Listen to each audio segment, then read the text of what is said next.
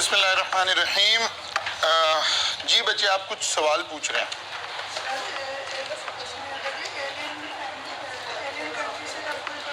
अच्छा, एलियन वाला तो अभी रिवाइज होने लगा ना। अगर यही वाला इस टॉपिक से रिलेटेड है तो ये तो अभी हम रिवाइज करना, फिर देखें आप क्वेश्चन एड्रेस हो गया या रह गया। हम कैपेसिटी टू कॉन्ट्रैक्ट की बात कर रहे हैं। Who is competent to contract? A person who is major, sound mind, not disqualified by law. ठीक है ना? Who is incompetent to contract? Minor, unsound mind, disqualified by law. Minor की detail हमने पढ़ ली, अनसाउंड माइंड की detail हमने पढ़ ली। Now we are discussing disqualified by law. Law ने किन लोगों को डिस्क्वालीफाई किया? सबसे पहले एलियन एनिमी, नंबर 2 एम्बेसडर्स वगैरह, नंबर 3 कॉन्विक्ट्स, नंबर 4 इंसॉल्वेंट। ये 4 लोग हैं जिनको लॉ ने इनके ओहदों के नाम लेकर या सिचुएशन के नाम लेकर डिस्क्वालीफाइड बाय लॉ कर दिया। अब इनकी थोड़ी थोड़ी सी तफसील आ रही है कि एलियन एनिमी कहते किसको हैं? ने कहा जी कोई ऐसी country, N alien enemy is a person who is a citizen of a country in war with Pakistan. किसी ऐसे मुल्क का शहरी जिसकी पाकिस्तान से वॉर डिक्लेयर हुई हो, तो उसको हम क्या कह रहे हैं? Alien enemy. कब कह रहे हैं? During the period of war. जैसे ही वॉर खत्म हुई वो एलियन बन गया। अब एग्जामिनर हमें बार दफा कंफ्यूज कर रहा होता है। वो कहता है कि क्या एलियन के साथ एग्रीमेंट किया जा सकता है? बिल्कुल किया जा सकता है।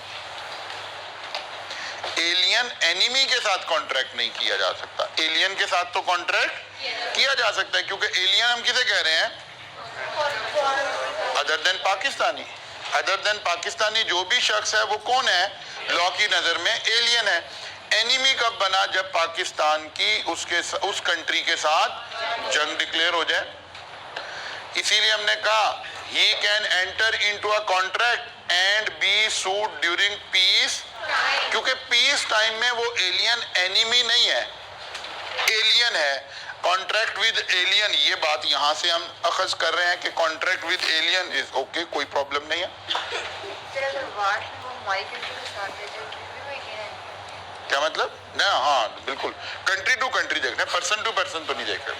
वो हमारी कंट्री के साथ देते हैं, वो इंडिविजुअल ने तो साथ नहीं ना देना। इंडिया की पाकिस्तान से जंग हो रही है, अब शाहरुख खान क्या करेगा?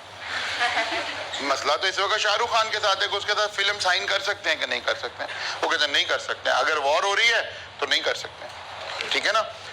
If a war is declared then an alien enemy can neither enter into a contract, अब कोई कॉन्ट्रैक्ट नहीं हो सकता, nor be sued during the period of war, और ना आप उसको सू कर सकते हैं। अगर कोई पुराना कॉन्ट्रैक्ट था और वो फुलफिल नहीं कर रहा तो आप कह रहे जी मैं तो अदालत में जा रहा हूं, तो आप अदालत में भी नहीं जा सकते, बिकॉज इस वक्त स्टेटस क्या है?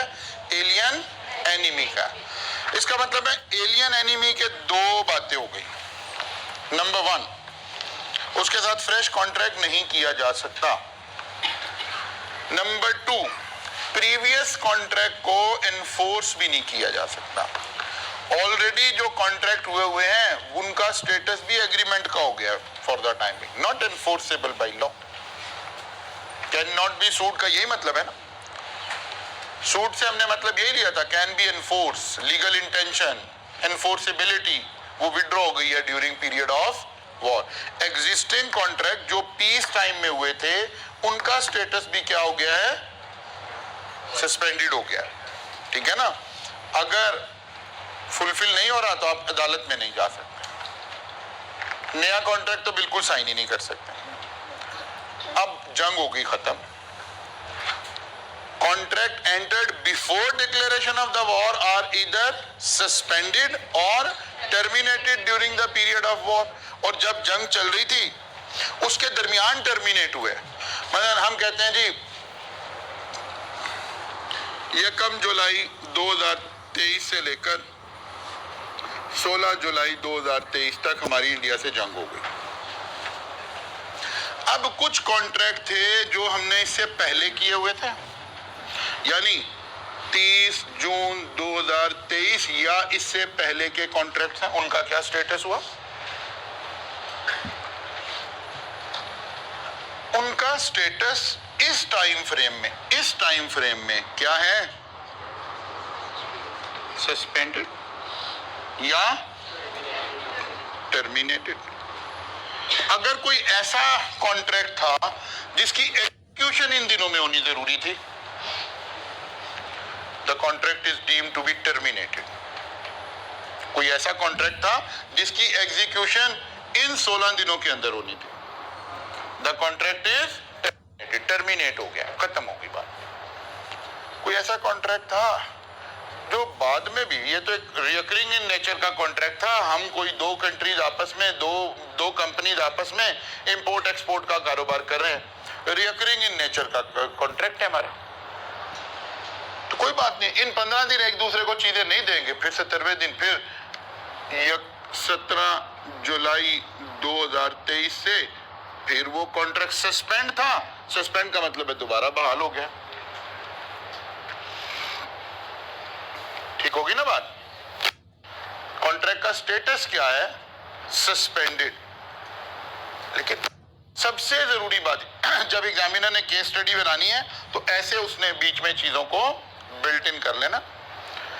तो सबसे पहले समझना है कि ये जो लॉ हम पढ़ रहे हैं, ये इन 16 दिनों की बात हो रही है, during the period of war, इन 16 दिनों स्टेटस की बात हो रही है। वो कहते हैं इन 16 डेज में कोई नया कॉन्ट्रैक्ट दो लोग आपस में एंटर नहीं कर सकते।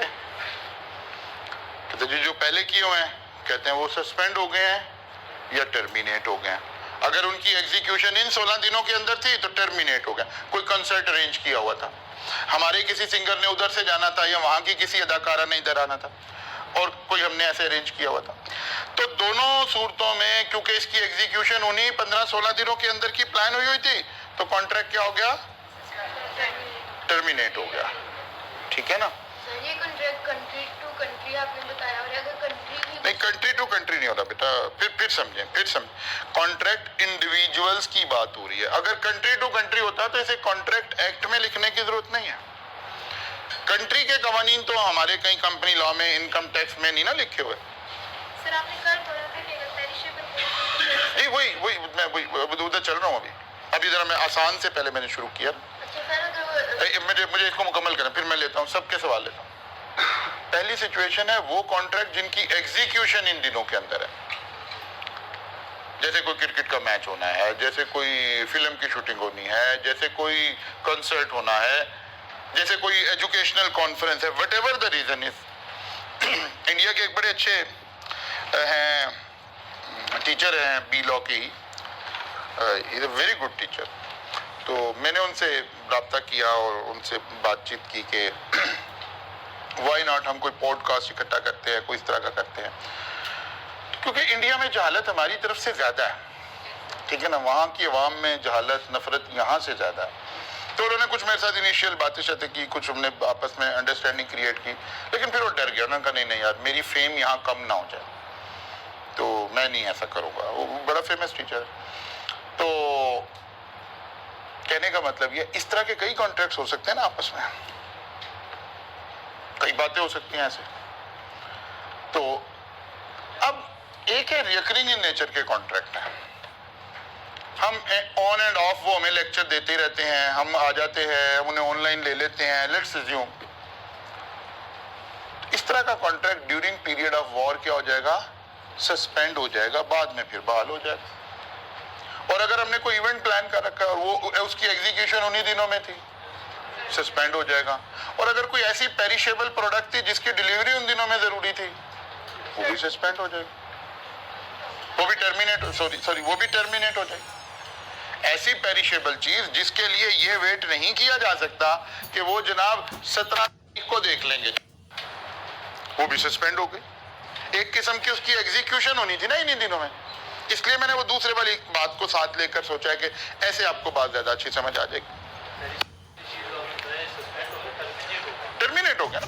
कोई ऐसी चीज जिसने उन दिनों में ही एग्जीक्यूट होना था टर्मिनेट हो गया। अब पेरिशेबल का मतलब ये है ना कि वरना तो चीज ही एक्सपायर हो जाएगी, तो बाद में क्या करेंगे, बाद में तो कुछ नहीं कर सकते। हाँ, कोई पेरिशेबल चीज नहीं है, यानी ऐसे समझ ले अगर कॉन्ट्रैक्ट इन 16 दिनों से आगे ले जा सकते हैं तो सस्पेंड हुआ है,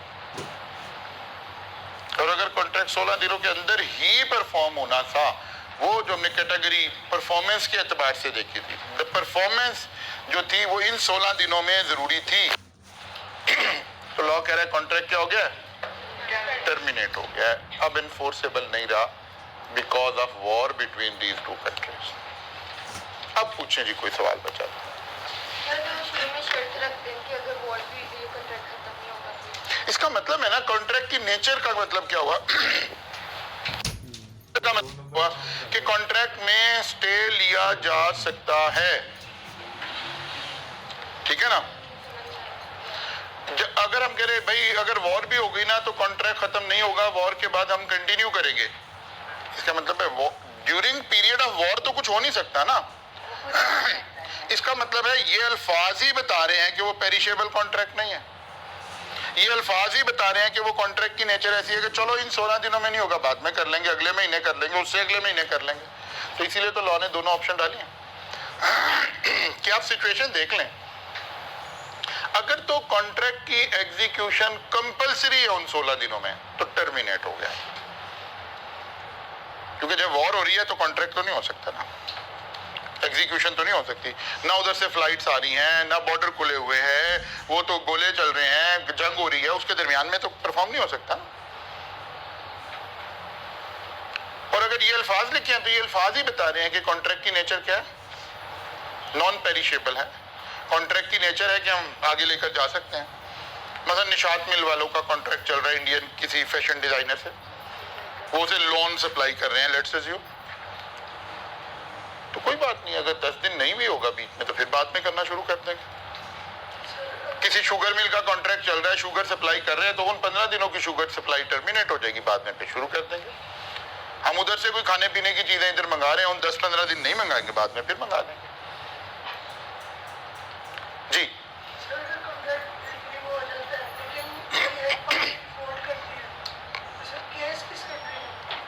केस दोनों में से किसी भी कंट्री में हो सकता है, कोई प्रॉब्लम नहीं, केस दोनों कंट्रीज में से किसी में भी हो सकता है, कोई प्रॉब्लम नहीं। क्लियर होगी बात जी। अच्छा, बस इतनी ये 3 बातें याद रखनी, इसके अलावा तो हम आपको जरा आपके सवालों को एंटरटेन करने के लिए ले रहे हैं, बस हमारा एग्जाम लेवल यहाँ तक है। ये तो बाकी बड़ी प्रैक्टिकल लाइफ की बात है ना, ये हो गया तो फलां हो गया तो ये हो गया तो फिर हो गया। जी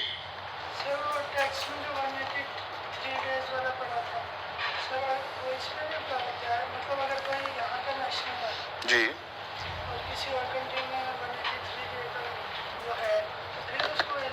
नेशनैलिटी देख रहे हैं हम, रेजिडेंशियल स्टेटस नहीं देख रहे। जो टैक्स के बच्चे हैं वहां अपनी डेफिनेशन पढ़ी है रेजिडेंट की, रेजिडेंट एंड नेशनल में फर्क है, ठीक है ना। अच्छा जी, क्लियर हो गई बात जी। फिर अगली बात हमने पढ़ी थी एम्बेसडर से रिलेटेड कि भाई ये लोग कॉन्ट्रैक्ट तो कर सकते हैं लेकिन आप इनको अदालत लेकर नहीं जा सकते, ये अपनी फेवर में अदालत जा सकते हैं, हम इनके अगेंस्ट अदालत जा सकते हैं, ठीक होगी ना बात। फिर उससे आगे हमने बात करनी थी आज कॉन्विक्ट्स की। कॉन्विक्ट हम कहते किसको हैं? ऐसा बंदा जिसको सजा हो गई है और उस सजा में अब सजा हो गई है, इसे तो कॉन्विक्ट कहते हैं, ठीक है ना। किसी शख्स को सजा होगी, अदालत ने, एक है मुकदमा चल रहा है, ठीक है ना, वो मुजरिम और मुलजिम वाला जो फर्क है ना। अब अदालत ने मुकदमा सुनने के बाद सजा दे दी है और उस सजा में फर्ज किया अगर वो आदमी जेल में है, अब उसका स्टेटस क्या है, ठीक है ना, अब उसका स्टेटस क्या है। A convict while under imprisonment is incapable of contracting, but this disability comes to an end। वो कहता है कोई बंदा अगर जेल में मौजूद है, और कौन सा बंदा जेल में मौजूद है? कन्विक्ट ही होगा, जाहिर है, जेल में तो इंसान जब ही जाता है ना सजा के तौर पे जाता है। वो वो कहता है वो बंदा कॉन्ट्रैक्ट नहीं कर सकता कब, जब तक वो जेल में है, और कब कर सकता है, जब वो जेल से बाहर आ जाए। अब जेल से बाहर आने के दो जरिए, एक है कि सजा मुकम्मल होगी, भाई बाहर आ गया, छुट गया, ठीक है ना, ये अपील की हुई थी, अदर कोर्ट ने आपको रिलीफ दे दिया, और एक है कि आप जमानत करवा के बाहर आ गए, इसको पेरोल बोलते हैं, ठीक है ना। एक है कि आप जमानत करवा के बाहर आ गए हैं, अदालत ने आपकी जमानत ले ली है, आप बाहर आ गए हैं, अभी मुकदमा चल रहा है, सारा कुछ हो रहा है, लेकिन आप बाहर आ गए हैं। तो जैसे ही आप बाहर आए हैं, आपकी कैपेसिटी टू कॉन्ट्रैक्ट बहाल हो गई है। बिकॉज यहाँ जो रैशनल बिहाइंड दिस सिचुएशन है, वो समझते हैं कि जब कोई शख्स जेल में मौजूद है तो उस वक्त उसकी फ्री विल नहीं है, बिकॉज वो जेल मैनुअल के तहत जिंदगी गुजार रहा है, सारा कुछ है, कोई सजा भी हो रही है, कोई बात भी है, तो लॉ समझता है कि इस वक्त अगर ये कॉन्ट्रैक्ट करेगा तो इसकी विल फ्री कंसिडर नहीं होंगे। That is the reason. लेकिन अगर वो जेल से बाहर आ गया, भले पेरोल पर ही आ गया, जमानत पर ही बाहर आ गया, तो अब तो उसके ऊपर किसी का प्रेशर नहीं, अब तो बाहर आ गया। जैसे ही बाहर आ गया है, प्रेस कॉन्फ्रेंस करे, ठीक है ना, तो परमानेंट बाहर आ गया, नहीं करेगा तो फिर अंदर जाएगा। बात समझ आ रही कि नहीं आ रही है? अच्छा, जो कह रहे हैं जैसे ही आप जमानत पर बाहर आ गए हैं, पेरोल पर बाहर आ गए हैं, तो अब आप आजाद हैं, दोबारा कॉन्ट्रैक्ट करना चाहते हैं कर लें, या आपकी सजा खत्म हो गई है, या आपने अपनी सजा मुकम्मल कर ली है। मतलब दोनों सूरतों में जेल से बाहर आ गए हैं तो आपकी कॉन्ट्रैक्ट करने की कैपेसिटी दोबारा बहाल हो गई है। When he is on payroll तो बहाल हो गई है, या after the expiry of the sentence, तो फिर भी आप पूरा हो गए, वो बहाल हो गए। क्लियर हो गई बात जी? 3 लोग हो गए, चौथा आदमी आ गया जी इंसॉल्वेंट। हम कहते किसको हैं? एक ऐसा शख्स जिसके जिम्मे लाइबिलिटी ज्यादा हो, और जब अदालत में मामला गया, अदालत ने एक बंदा अपॉइंट कर दिया, ऑफिशियल रिसीवर या साइनी उसको बोल देते हैं, उस बंदे ने उस बंदे के सारे असासे पता किए, सारा कुछ पता किया, अब उनकी मालियत लगाई तो पता चला इस बंदे ने 20 करोड़ लोगों के देने हैं, और सारे असासों की मालियत 12 करोड़ रुपए, अगर हम उन्हें बेचते हैं तो 12 करोड़ निकलेंगे। अब ये सारा काम अंडर सुपरविजन ऑफ कोर्ट हो रहा है। पहली बात तो ये है, बाय डिफॉल्ट खुद नहीं हो रहा, ऑटोमेटिकली नहीं हो रहा। कोर्ट ने ऑफिशियल असाइनी अपॉइंट किया, उसने सारे काम किए, उसने सारा कुछ बेचा, फिर ये पैसे जो 12 करोड़ रुपए आए हैं, इसका लॉ में, अभी हमारे सिलेबस में नहीं, इसका लॉ में डिफाइंड प्रोसीजर है कि किस किस को पैसे मिलेंगे, किस रेशो से मिलेंगे। आमतौर पर सबसे पहले सबसे ज्यादा जो गरीब आदमी होगा उसको मिलेंगे। सबसे ज्यादा गरीब हमारे मुल्क में कौन है?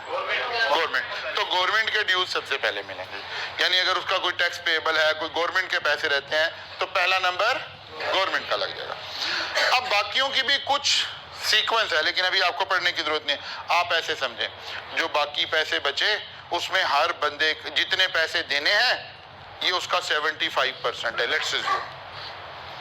तो लॉ क्या करेगा? हर बंदे को उसकी अमाउंट का 75% पे कर देगा। अब सब लोग जो पैसे लेने वाले थे, उनके 25% पैसे अभी रहते हैं, लेकिन इस बंदे के नाम तमाम जायदाद, तमाम चीजें खत्म हो गई हैं। जैसे ही इस बंदे के खिलाफ ये कार्रवाई शुरू हुई ना कोर्ट में, क्या ये हमारे पैसे नहीं दे रहा, और कोर्ट ने ऑफिशियल असाइनी अपॉइंट किया, अभी फैसला नहीं हुआ, तो ये तो पहले फ्रॉडी है। ये फौरन क्या करेगा? अपने एसेट बेच देगा और पैसे आगे पीछे कर देगा। इसे पता तो इसे लग गया, तो अब ये तो आधी मुजरिम है, इसे पता है ये तो पैसे अब मेरे गए, जो उसके नाम प्लॉट है, जो उसके नाम गाड़ी है, जो उसके नाम ये है, ये कोशिश करेगा फौरन बेचूं और इन्हें पैसों को आगे पीछे कर दो। लॉ इसे फौरन इसकी कैपेसिटी टू कॉन्ट्रैक्ट खत्म कर रहा है कि जैसे ही इंसॉल्वेंसी की प्रोसीडिंग स्टार्ट हुई, he can not enter into a contract. हालांकि अब वो बंदा मेजर भी है, साउंड माइंड भी है, फ्री विल भी है, और वो जो 10-11 बातें थी सारी बातें पूरी हो रही हैं सिर्फ एक बात के, डिस्क्वालिफाइड बाय लॉ। लॉ कहता नहीं नहीं भाईजान अभी सब्र करो, अब आप नहीं बेच सकते अपनी चीज, ताकि वो जिन लोगों के पैसे देने हैं एसेट तो तभी बिक पाएंगे ना। तो लॉ ने इसको फौरन क्या कर दिया, डिस्क्वालिफाइड बाय लॉ कर दिया। ये बंदा फिलहाल अपने चीजें बेच।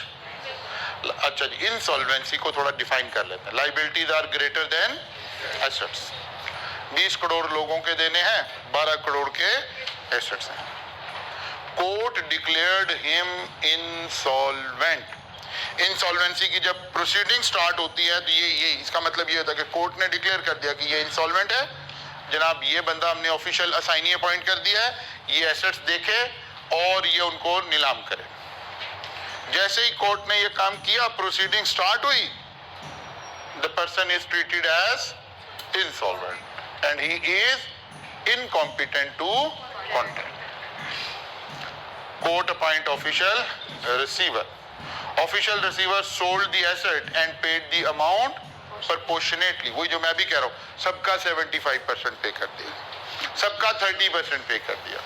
अब जैसे जैसे एसेट बिकते जाएंगे, हर दफा जब अमाउंट आएगी देखेंगे सबको कितने हिस्से में आते हैं, सबके 10% आते हैं। चलो जी 10% तो रिलीज कर दो, फिर अगली जायदाद देखेंगे, फिर अगली देखेंगे, फिर 20%, ऐसे चलता जाएगा। ये प्रोसीजर ऐसे चल रहा होगा बेसिकली। वो कहता है भाई इस पीरियड में इस बंदे की कैपेसिटी टू कॉन्ट्रैक्ट खत्म हो गई है, he is disqualified to contract. A person declared as insolvent cannot enter into a contract during the process of insolvency, as his property is dealt by official assignee or official receiver. अब तो वो बंदा देखेगा, ये थोड़े देखेगा, वरना ये तो पैसे बेच बूझ के भाग जाएगा सारा। After the completion of the process, क्या प्रोसेस, ऑफिशियल असाइनी अपॉइंट हुआ, उसने एसेट्स देखे, ढूंढे, नैब को भी इनकॉर्पोरेट किया, बाकी इदारों को भी देखा, नादरा से भी देखा, स्टेट बैंक से भी कंफर्म किए, सारे बैंक अकाउंट, सारी जमीनें, सारी गाड़ियां, जैसे जैसे गवर्नमेंट में हम ऑफिशियली चीजों को प्रोब कर सकते थे वैसे वैसे हमने सारी उठाई, बेचनी शुरू कर दी, बिक गई। सारा झाड़ा भी से अच्छी तरह बंदे को पता चला बहुत कुछ नहीं निकलता इसमें से। 12 करोड़ निकल सकते थे, अब 1 रुपया नहीं है इसके पहले। ठीक है, प्रोसेसिंग कंप्लीट हो गई, लोगों को 75% पैसे मिल गए हैं, 25% अभी पड़े हुए हैं, बस प्रोसेस कंप्लीट हो गया। इस बंदे को हम कहते हैं डिस्चार्ज इंसॉल्वेंट। ठीक है, जो इसके नाम उस वक्त थे ना जब ये प्रोसीडिंग हो रही है as at balance sheet style में, वो सारे एसेट हमने बेच दिए हैं, अब 25% बच गए हैं। लेकिन लॉ यहां पहले बाकियों की फेवर करता रहा, अब इसकी फेवर कर रहा है। वो कह रहा है बस बड़ी हो गई है इसके साथ, इसके सारे एसेट बेच दिए, बिल्कुल ये बेचारा जीरो गया। अब ये आज से अपनी नई जिंदगी शुरू करे। अब ये जो दोबारा पैसे कमाएगा ना, उसमें से नहीं इसने बाकी के पैसे देने 8 करोड़, वो उन लोगों के वो पैसे डिफॉल्ट पे चले गए हैं, खत्म हो गए हैं, अब वो आखिरत में मिलने हैं, दुनिया में कोई नहीं मिलता। ये वाली बात यहाँ लिखी है, after completion of the process of insolvency person can start new life with new wife and enter into a well. क्योंकि वो तो वाइफ भी छोड़ गई होगी ना जब ये सारा काम हो रहा होगा, तो वो ला कह रहा है कि भाई अब जो है, अब आप एक नई जिंदगी शुरू कीजिए और आइंदा लोगों से फिर फ्रॉड शुरू कर दें। अब ये लॉ इसको आइंदा के लिए डिस्क्वालीफाई नहीं कर रहा, समझ आ रही? यहां ये बड़ा अहम नुक्ता है, ये लॉ इसे आइंदा के लिए डिस्क्वालीफाई नहीं कर रहा और ना ये आइंदा किसी एसेट्स का जिम्मेदार है। सर कोई खास लिमिट है कि इस लिमिट तक इसकी लायबिलिटी एसेट्स से ज्यादा हो गई तो इंसॉल्वेंट हो जाएगा? नहीं, कोई लिमिट नहीं है, कोई लिमिट नहीं। कुछ बात समझ आई है? इंसॉल्वेंट कैसे ट्रीट हो रहा है, इंसॉल्वेंट कैसे ट्रीट हो रहा है? अगर लोग कोर्ट में चले गए, जाहिर है कोर्ट ने इस बंदे को बुलाया होगा, उसने कहा जी मेरे पास तो पैसे नहीं है, कोर्ट ने कहा कोई बात नहीं है, उन्होंने इंसॉल्वेंसी की प्रोसीडिंग स्टार्ट कर दी। अगर तो पहले की हुई हैं वो तो चली गई हैं, इसीलिए तो इसको उस वक्त फौरन इसकी वो क्या किया है, वो जो आप सुनते हैं ना बड़े बड़े लोगों की बड़ी बड़ी करामात, पान वाले के उसमें से 1.5 करोड़ निकल रहा है, अरबों रुपया निकल रहा है, जहांगीर तरीन के माली की नाम भी इतनी चीजें हैं और फुला है, मकसूद चपड़ासी और वो सारे मामला, ठीक है ना। वो इसीलिए है कि जो बड़े बड़े लोग हैं ये अपने नाम पे चीजें नहीं रखते, ये बंदे रखते हैं जो इनके सामने आंख ना उठा सकते हो, उनके नाम पर चीजें ले लेते हैं, समझ लगी ना। ताकि ये जाहिर है ये लॉ ने अपनी एक प्लानिंग की है, ये फ्रॉडी अपनी प्लानिंग करके बैठे हैं, ये बड़े बड़े लीगल कंसल्टेंट हायर कर लेते कि जनाब बताएं अगर हम कैसे बच सकते हैं, ये वाली प्रोविजन का रास्ता क्या है, ठीक है ना जी। बच्चे आप कुछ पूछ रहे हैं जी, वापस कर दीजिए, जाहिर है लोगों के पैसे ही देने थे ना, तो अगर कुछ बच गए हैं, लोगों के पैसे रिकवर हो गए तो वो जाहिर है इसी के जी। फिर ये इंसॉल्वेंट डिक्लेयर भी नहीं होगा ना, फिर तो इसकी लाइबिलिटीज जो हैं एसेट ज्यादा है, तो पहली कंडीशन ही क्या, liabilities are greater than asset. वो कोर्ट लेकिन कोर्ट ने इनिशियल एस्टिमेट लगाया कि यार ये तो बंदा इंसॉल्वेंट लग रहा है, इंसॉल्वेंसी की प्रोसीडिंग स्टार्ट होगी, इसी के दरमियान में कोई प्रॉपर्टी में हाइप क्रिएट हुई, प्रॉपर्टी एकदम बहुत महंगी हो गई और पैसे ज्यादा पैसों की बिक गई, तो कोई बात नहीं, लोगों के पैसे दिलवाना मकसद था, वो हो गए, बाकी इसकी प्रॉपर्टी है, कोई मसला नहीं जी। बेटा आप क्या पूछे? नहीं, एवरी पर्सन, यहाँ तो पर्सन की बात हो रही है, अब person declared as insolvent, company is a separate issue, ये सारी काम फिर कंपनी के ऊपर अप्लाई हो रहा होगा, मेरे ऊपर नहीं अप्लाई होगा। कंपनी के सारे एसेट बिकेंगे, कंपनी को लिक्विडेट कर दिया जाएगा, कंपनी का ऑफिशियल असाइनी अपॉइंट होगा, कंपनी को देखा जाएगा, फिर मुझे नहीं देखा जाएगा क्योंकि मेरी लायबिलिटी तो क्या आ जाएगी, लिमिटेड आ जाएगी ना।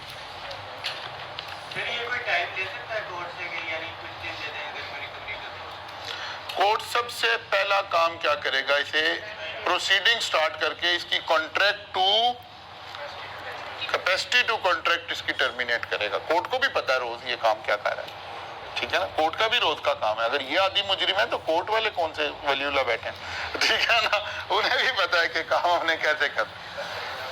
बात समझ आ गई जी।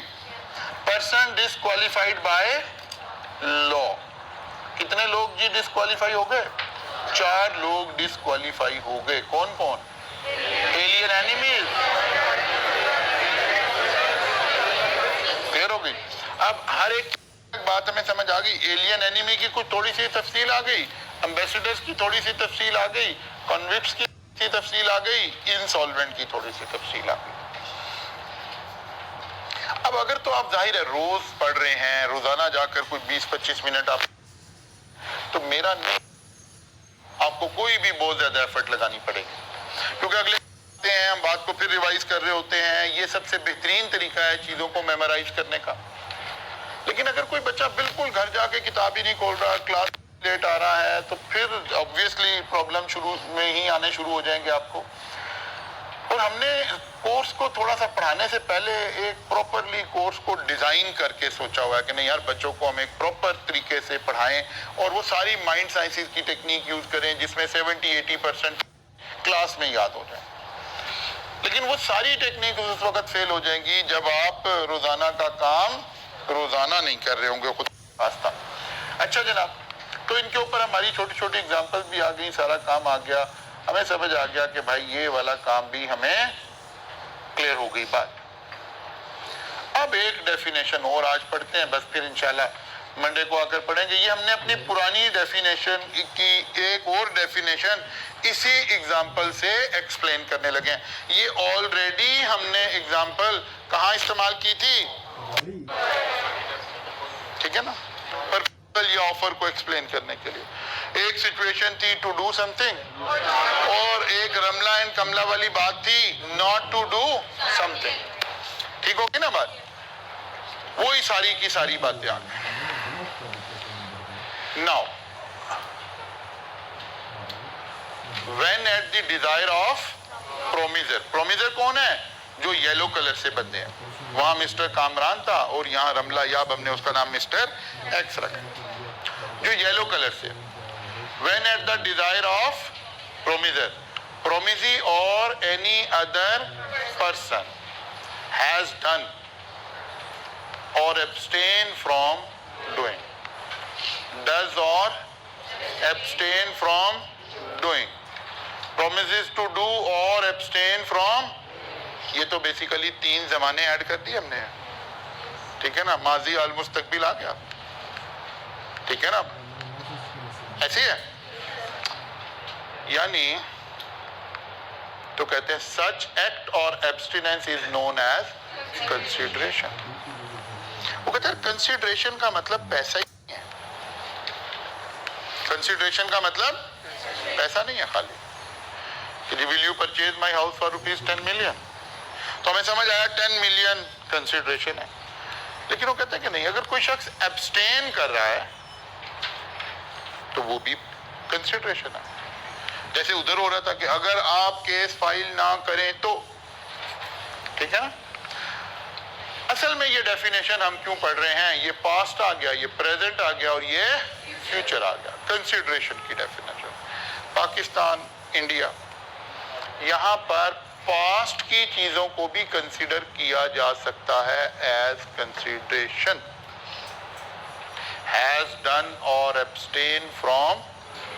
यानी मैंने कोई पास्ट का एक इवेंट किया था और अब आपने उसको कंसिडरेशन तस्लीम कर लिया, या हम दोनों ने आपस में अब उसे कंसिडरेशन बना लिया, वो था नहीं, बना लिया है। या मैंने एक पास्ट में ऑलरेडी इवेंट किया और अब मेरा आपका कोई गुनाह, मैंने कहा यार वो तो मैंने पहले ही कर रखा है, तो yes that past event can be treated as consideration, और करंट भी हो सकता है और फ्यूचर भी हो सकता है। लेकिन अगर आप इंग्लैंड वगैरह में चले जाएं तो वहां के कानून के मुताबिक पास्ट के इवेंट को कंसिडरेशन ट्रीट नहीं किया जा सकता। कंसिडरेशन या आप करंट पे करेंगे या फ्यूचर में पे करेंगे, पास्ट के किसी इवेंट को कंसिडरेशन तस्वुर नहीं किया जा सकता। बात समझ आ गई? तो कंसिडरेशन की एक डेफिनेशन हमारे पास और आ गई, when at the desire of promisor. पहली बात है ये प्रोमिजर की ख्वाहिश पर हो, when at the desire of the promisor, promisee मैं खुद या मेरा कोई और बंदा, और any other person has done और abstain from doing, such act और abstinence is known as consideration.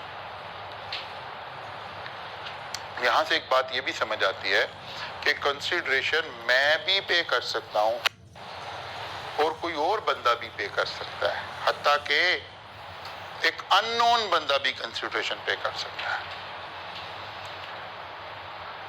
इस बात को समझने के लिए ऐसे समझें कि बड़ी तेज बाहर धूप है, गर्मी है, आप बाहर निकले हैं तो रोड पर 2 लोग आपस में बहस कर रहे हैं, एक ऑटो वाला और एक कोई पैसेंजर। ऑटो वाले ने कई पैसेंजर को उतारा है, शदीद गर्मी है, और वो कह रहा है 500 रुपया, ऑटो वाला कह रहा है नहीं भाई मेरा 700 तय हुआ था, तो कहता नहीं भाई 500 तय हुआ था। अब ये दोनों बहस कर रहे हैं, आप भी वहीं से गुजर रहे थे, आपको लगा यार क्या 200 रुपए के पीछे लड़ रहे हैं, आपने उसे ऑटो वाले को कहा यार बेटा क्या मसला, मैं कहा सर ये देखें जी फला, तो उसने आपने 200 रुपये निकाले, आपने कहा बेटा जाओ, उसने 200 रुपये लिए, 500 उससे लिए, 200 इससे लिए, 700 पूरे हुए। ऑटो वाला थोड़ा आगे चला गया, आप गाड़ी में बैठे आप चले गए। अब अभी थोड़ा आगे ही गए हैं तो आपको मिरर से नजर आ रहा है कि वो ऑटो वाला तो फिर टर्न लेके वापस आ गया और वो फिर उसी बंदे के साथ खड़ा है। आपको वही है क्या हुआ, इनका तो मसला मैंने हल कर दिया था, आपने भी गाड़ी मोड़ी, आप भी वापस आ गए। कहाँ भी अब क्या मसला है? कहता सर ये कह रहा है वो तो उन्होंने पैसे दिए, मैंने तो आपसे लेने थे, सवारी तो मैं तुम्हें लेके आया हूं, वो तो वैसे ही मुझे दे गया गरीब आदमी देख के। बात समझ आ रही है?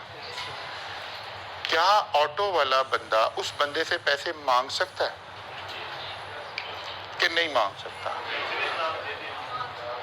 जब उसकी मौजूदगी में मैंने पैसे दे दिए, आपने पैसे दे दिए, तो अब दोबारा ये बात कहां से निकलेगी? और any other person, not authorised person, किसी भी बंदे ने कंसिडरेशन पे कर दी, हत्ता के स्ट्रेंजर ने पे कर दी। बात समझ आ रही है? हत्ता के स्ट्रेंजर ने पे कर दी तो कोई बात नहीं, पे हो गई, ठीक है ना। वैसे तो ये अदरवाइज भी एक बड़ी कहानी मशहूर है, लेकिन मैंने एक दफा प्रैक्टिकली ऐसा किया भी सही। मैं बच्चों के साथ, ये वैसे एक ऐसा स्टोरी भी मशहूर है ये, तो मैं बच्चों के साथ एक दफा मैकडोनल्ड की वो ड्राइव थ्रू के अंदर लाइन में लगा हूं, रश ज्यादा है। पीछे से एक खातून जो है वो हॉर्न दिए जा रही है। अब ड्राइव थ्रू में तो आपके पास कोई ऑप्शन नहीं है, ना आप जल्दी कर सकते हैं ना आप देर, लेकिन वो बस हॉर्न बजाई जा रही है। मैंने थोड़ा सा उसे इशारा भी किया कि भाई आगे मेरा तो कोई, मैं नहीं जा सकता आगे, लेकिन वो हॉर्न बजाई जा रही है। अच्छा तो कोई बात नहीं। अब जब मैं पेमेंट वाली विंडो पे गया तो मैंने अपना बिल पे किया, फिर मैंने पूछा ये पीछे वाली गाड़ी भी मेरी है, इसका कितना बिल बना है? उन्होंने कहा जितना बिल बना है, मैंने वो भी पे कर दिया। तो थोड़ा सा मैं आगे आ गया। अब मैं वो ऑर्डर रिसीव करने वाली जगह पे, जब वो पेमेंट वाली विंडो से गुजरी है तो उन्होंने कहा जी पेमेंट आपकी हो गई है। अब उसने थैंक यू के लिए मुझे थोड़ा सा ना हाथ हिलाया, तो कोई बात नहीं, अभी कहानी खत्म नहीं हुई। मैंने थैंक यू के लिए हाथ उसने हिलाया। मैं फैमिली के साथ बैठा हूँ, आप परेशान ना हो। मेरी बेगम, मेरी 2 बेटियां और मेरा बेटा मेरे साथ मौजूद हैं। अच्छा बच्चे परेशान हो रहे, हो क्या रहा है? अब मैं वो ऑर्डर रिसीव वाली विंडो पे गया हूँ। अब मेरे पास 2 बिल हैं, मैंने दोनों ऑर्डर रिसीव किए और गाड़ी चलाई और चलाई। अब वो पीछे से मुझे गालियां निकाल रही है। अब मैंने थोड़ा आगे जाके मैं रुका, फिर देखा वो दोबारा लाइन में लग के तो ऑर्डर, अब उसे तो ऑर्डर नहीं मिल सकता ना, समझ आ रही है?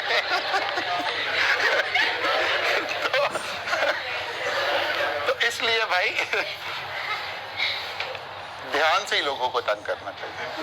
तो अगर कोई थर्ड पार्टी भी पेमेंट कर देता, अगर अब ये ऐसा चलो ये तो मैंने आपको असल किस्सा सुना दी, मैंने पेमेंट कर दी है और मैं वो अगले वाली गलत हरकत ना करता, तो क्या उससे दोबारा पेमेंट मांगी जा सकती थी? नहीं मांगी जा सकती। प्रोमिसी और एनी अदर पर्सन कोई भी पेमेंट कर दे, कोई हत्ता के स्ट्रेंजर कर दे पेमेंट, तब भी कंसीडरेशन पे हो गई है, दोबारा क्लेम नहीं। इस डेफिनेशन की जो असल रूह हमने समझनी है वो ये वाली समझनी। कॉलेज फर्ज किया जी बैरियर लगा रहा है, फी रिकवरी का बैरियर लगा हुआ है। अब बच्चे आ रहे हैं, बच्चों की ख्वाहिश है हमें आज की क्लास पढ़ लेने दी जाए, कॉलेज अपने डिसिप्लिन की वजह से क्लास नहीं पढ़ने दे रहा। फर्ज करने इसी दिन कोई हमारा कोई मिलने वाला आया हुआ था, वो कहते सर बच्चे को बाहर रोक रहे हैं अंदर आने से। वो कहते हाँ यार ये ना असल में फीस वगैरह की रिकवरी, और सुनाओ क्या हाल है? नहीं नहीं बच्चों को रोक रहे हैं। अब हम उसे कह रहे हैं और सुनो, बात छोड़ो, वो वापस फिर उधर चला जाता है। कहते यार ऐसे ही होता है, जाहिर है बच्चे हैं, कुछ गरीब लोग भी पढ़ रहे होते हैं। कहते अच्छा सर एक काम करेंगे, आप मुझे कोई 2, 4, 5 बच्चे ऐसे बता सकते हैं जिनकी फी मैं पे कर दूं? और लेट्स अज्यूम कॉलेज ने कुछ 2, 4 बच्चे नॉमिनेट किए और वो फी पे करके चला गया। अब वो बिल्कुल उस बच्चे के लिए कौन है? स्ट्रेंजर है। क्या कॉलेज दोबारा फी मांग सकता है? नहीं मांग सकता। ये सारी इंटरप्रिटेशन, ये सारी बातें कहां से आ रही है? प्रोमिसी और any other person. Authorise person नहीं कि जिसे मैं भेजूं जाके पेमेंट कराओ, वो तो है ही है, वो तो मैं ही हूं। Even stranger can pay the consideration. तो कहते भाई कंसिडरेशन का हमने तो अपना लॉ करना है ना, हम पाकिस्तान में कंसिडरेशन कैसे कैसे पे हो सकती है। पास्ट का इवेंट भी कंसिडरेशन है, कंसिडरेशन पास्ट में भी पे हो सकती है, प्रेजेंट में भी हो सकती है, फ्यूचर में भी हो सकती है। प्रोमिसी खुद पे कर सकता है, उसका ऑथराइज बंदा पे कर सकता है, हत्ता के स्ट्रेंजर भी पे कर सकता है। क्लियर हो गई बात? अब ये अनदर डेफिनेशन है जिसको आपने थोड़ा सा याद कर लेना है समझने के लिए, और बाकी सारी चीजों के लिए हमने इसमें जितना इंग्रेडिएंट डालना था वो डाल दिया है। आज क्योंकि हमारा वीकेंड है, यहाँ ये कंसिडरेशन से पहले तक, यानी अगर हम ऐसे कहें इस चैप्टर में हम ऐसे चलें तो हम यहां तक पहुंच गए हैं, ठीक है ना। कंसिडरेशन अब शुरू है, ये अगले चैप्टर में आनी है बातें, फ्री कंसेंट और ये वाली बातें अगले चैप्टर में आनी है। इसका मतलब है पॉइंट नंबर 3 तक हमारा सिलेबस होगा for test purposes, offer and acceptance, legal relationship, competencies of party. और कॉम्पिटेंसीज ऑफ पार्टी में तीनों लोग आ गए हैं, कौन कौन, माइनर का भी आ गया, अनसाउंड माइंड का भी स्टेटस आ गया और डिस्क्वालिफाइड बाय लॉ का भी स्टेटस आ गया है। और आपको ये भी पता चल गया हुआ है कि टेस्ट देना ऑप्शनल एक्टिविटी नहीं है, that is a compulsory activity, ठीक है ना। और कभी कभार हम ऐसा भी किया करेंगे कि टेस्ट हम क्लास में भी कंडक्ट कर देंगे, ताकि ये रिदम भी टूटे, बच्चा कहता है अच्छा सर देखी जाएगी, कोई बात नहीं है। तो किसी दफा ऐसे भी हो रहा होगा कि टेस्ट आपका क्लास में हो जाएगा। इसका मतलब है जो मंडे की हमारी ट्यूसडे को टेस्ट होता है ना, तो ट्यूसडे हम कभी क्लास पढ़ा देंगे, कभी क्लास में ही टेस्ट ले लेंगे, वो आपको नहीं होगा किस दिन क्लास में टेस्ट हो रहा है, सरप्राइज होगा, ठीक है ना। तो आपने ये नहीं कहना कि सर मैं तो अभी तो याद करना था, मैं तो आज कॉलेज आके याद, ठीक है। हमारा टेस्ट वीक के शुरू में आ जाता है, ट्यूसडे को आ जाता है, इसीलिए हम यहाँ तक काम कर लिया। कल संडे आपके पास है, आप इसको रिवाइज कीजिए, बहुत ज़्यादा काम नहीं है, ठीक है। और अच्छा सा टेस्ट तैयार करें इंशाअल्लाह ताला। और इसमें पिछला चैप्टर शामिल नहीं होगा। पिछला चैप्टर कब शामिल होगा, असेसमेंट में 3 टेस्ट होंगे और चौथी असेसमेंट हो रही होगी, ठीक हो गया जी। कल मुलाकात होगी इंशाअल्लाह।